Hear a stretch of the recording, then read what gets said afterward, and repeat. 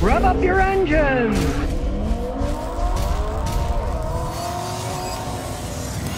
Jackie Van. Hello guys, someone suggested Consumer Reports is a good source to research the reliability of a vehicle make and model. Is it true? Well, it is to some extent, but the problem is you can never really trust print media because a lot of times the people that work for print media don't make all that much money. I had a friend once that I met when I was in Los Angeles, and he worked for one of these magazines. And I said, well, what do you get paid? And he said, I get paid $1,000 an article. And I'm like, okay, so if you make 12 articles a year, you're getting $12,000. That's not very much money. It leaves things open for bribery. A lot of companies spend millions and millions designing and building vehicles, and they're sure you spend millions and millions advertising them. I personally don't trust people who are not mechanics like myself, who actually work on them and see what the problems are, or own them for years to see how reliable they are over time. The only way you can tell is from the horse's mouth. I have no ulterior motive.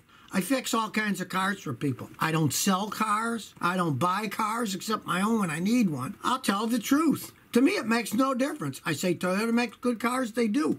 They start making crappy cars, somebody makes better ones. I'll say, yes, that's the case these days. I just see what's out there and tell the truth. I have no ulterior motives. Well, actually, my real ulterior motive is to tell the truth, because the more I tell the truth, the more people out there see Scotty tells the truth, the more people watch, the more people I help out, and the more money that I make on the advertising that Google runs. I have no control over the advertising, they just run them.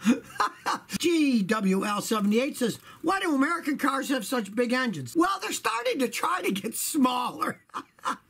Americans always like big, fast cars. When I was a kid, everybody wanted a V8 engine for power. When I was a kid, gasoline was 30 cents a gallon. It didn't cost much. People didn't care if they drove a gas hog. It didn't make that big of a difference.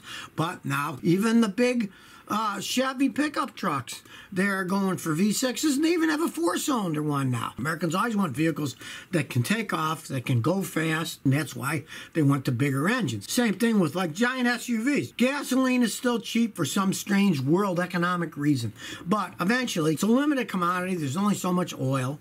The price will start going up higher and higher and higher. And when it gets really high, when gas in the United States is going for $5, $6, $7 a gallon, these gigantic SUVs that only get like 12 miles a gallon in town, people will stop driving them. At least most people will. Khalid Hagali says, what are tips when buying a new car? Thanks in advance. Kind of decide what you want before you go looking for a car. Because if you start looking at a car, the salesmen are going to try to sell you the kitchen sink and everything else and add-ons and say, oh, this guy wants this, this.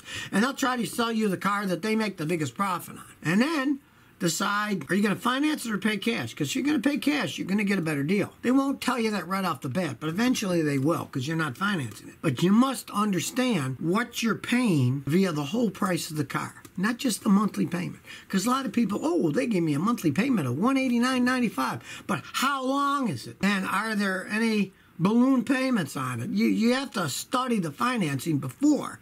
Don't have it happen in the middle of it.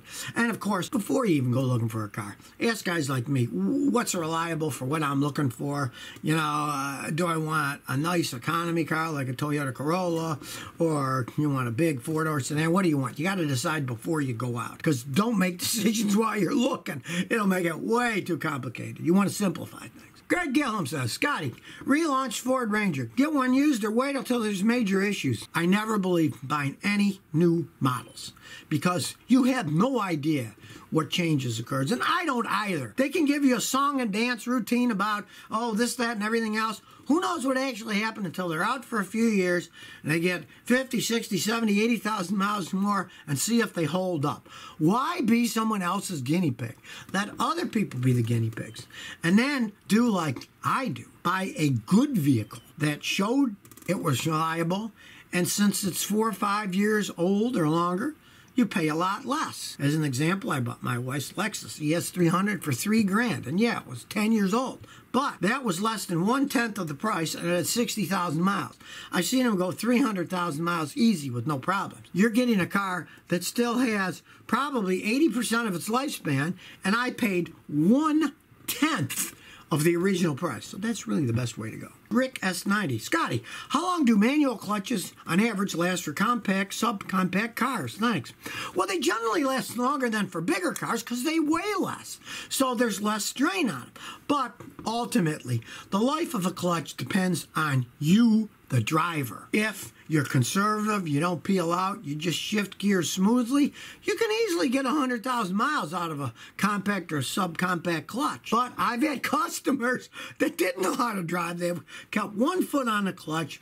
They were forever shifting gears, peeling out, and sometimes they'd wear a clutch out in 25,000, 30,000 miles. If you don't drive conservatively, you can wear them out a lot faster. But if you're conservative, they can last a long, long time. So if you never want to miss another one of my new car repair videos, remember to ring that bell.